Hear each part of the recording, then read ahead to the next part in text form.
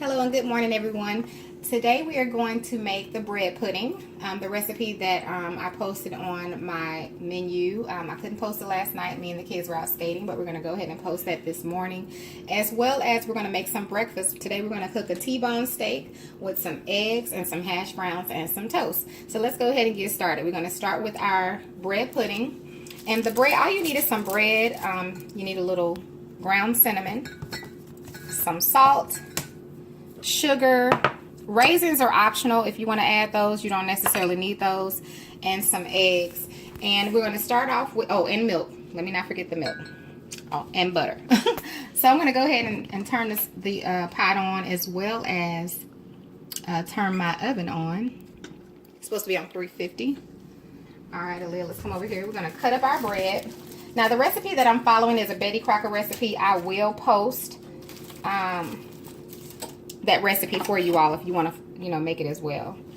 And all you want to do is cut your bread into cubes. And the recipe calls for 6 slices of bread. That's going to be up to you how many slices you want to use. I think I'm going to use about, these slices are kind of thin, so I'll see once I get done how many I'm going to use.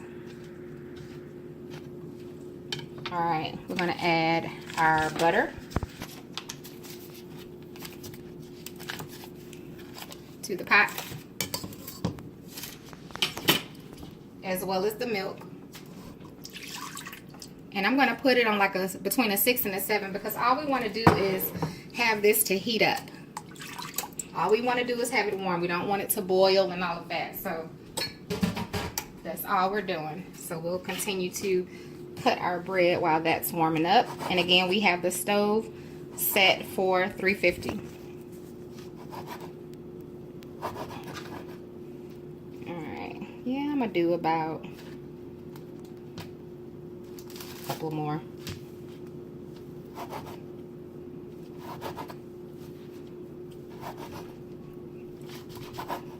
All right, I think that'll be good enough for me and the kids. So next you want to go ahead and just add your pieces to your bowl or your mixing dish, whatever you're going to mix it up in, because we have to mix these other ingredients with it as well. I'm just making sure they're separated. That's all I'm doing.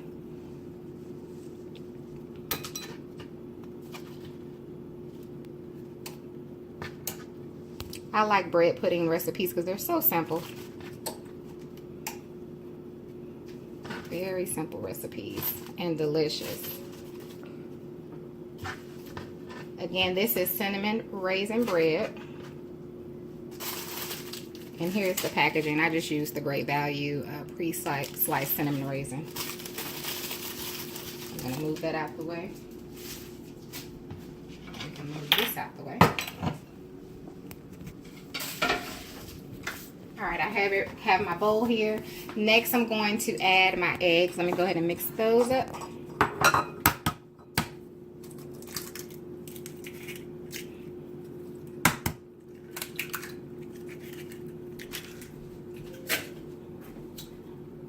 right.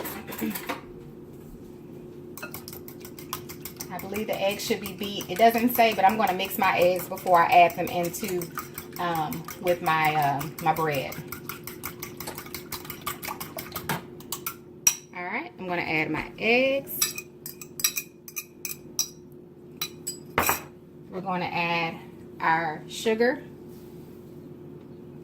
We're going to add the raisins if you're going to add some to yours. Again, that's optional. We're going to add our ground cinnamon, and it's calling for 1 teaspoon of ground cinnamon, or you can use ground nutmeg. So we got our 1 teaspoon here.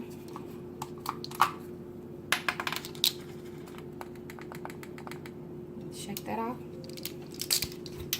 And it's also calling for a 1/4 teaspoon of salt.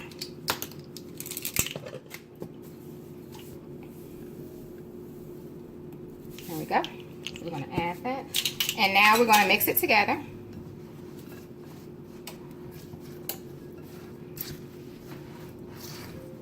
And we still have to add in the milk. So you just want to mix it through before we add in our milk. Oh, it smells so good. It's going to be packing with flavor since we're using the cinnamon raisin bread. Now, normally you would just use normal bread, regular bread, excuse me.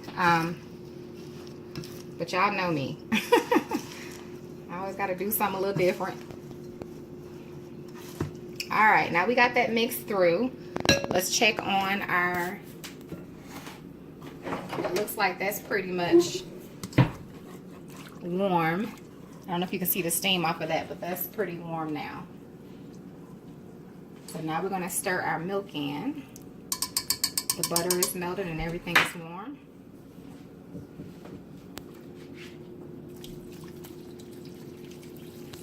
We're gonna add that.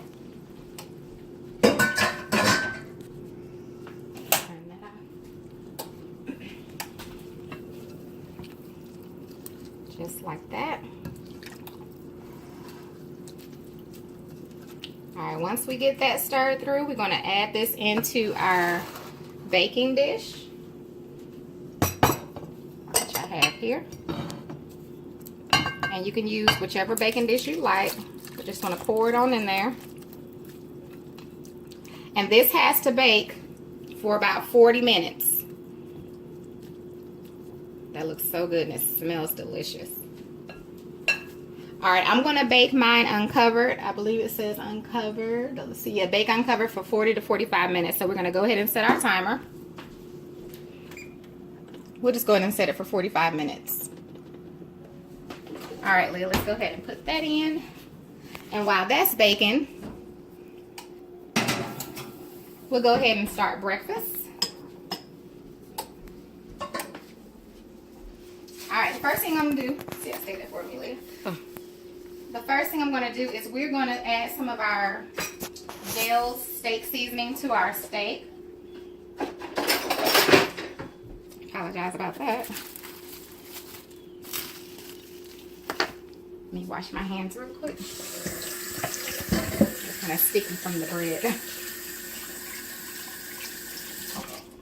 And that's a T-bone steak. It was actually, y'all know I'm all about budgeting. This steak was actually marked down. Y'all know how Walmart does. They'll mark stuff down that needs to kind of be sold right away. And I just happened to be in the store early this morning and caught the sale. So, thank you, Jesus, for the favor. All right, so here is the Dale's seasoning. And you see it says steak seasoning, but you can use it for what you want. It does work good on steaks. And all I'm going to do is dab some on here. You don't have to use that. Some substitutes would be, some people use soy sauce, Worcestershire. It's really up to you what you want to put on your steak. And just use this sparingly. Dale's seasoning is very high in sodium. So you just want to keep that in mind when you're using it. Because if you use too much, you know, it's going to definitely mess up your food. Alright, now I'm going to add some of my all-purpose Greek seasoning. I love this on my meats, especially my beef. Well, I love it on my chicken too. It's pretty good. Those that have tried it know it's very good. And in addition to that, I'm going to add some of my, where is my steakhouse? I'm going to add some of my steakhouse seasoning by Private Selection. I think someone had asked me about making a video for steak, so it works out. I told you I would. So now we've gotten around to that. I will also post the video for the chicken and dumplings. It's just that we didn't want any so soon. So I'll post another video for that when my daughters are here to watch, my younger daughter. Those that don't know, I was making the video the other day for it, other night, and my daughters were going to Bible study. And my daughter cried through the whole video, and I couldn't post it. I was just too embarrassed to post that video. So we're going to let that sit for a minute. Let's go ahead and peel our, I'm going to sit this over here. I'm going to go ahead and peel our potato. We're going to make some hash browns. And this is just a bowl for my trash. That's all it is. Let's set that plate there. So once you peel your potato, I didn't peel them already because I didn't want them to turn, or my potato to turn brown. All I'm doing is peeling it. And then we're going to use our grater to shred them. We're going to make some shredded hash browns. And we're just going to cast iron cook the steak to a medium. And we're going to do some scrambled eggs. I think my kids said they wanted scrambled eggs. And what else?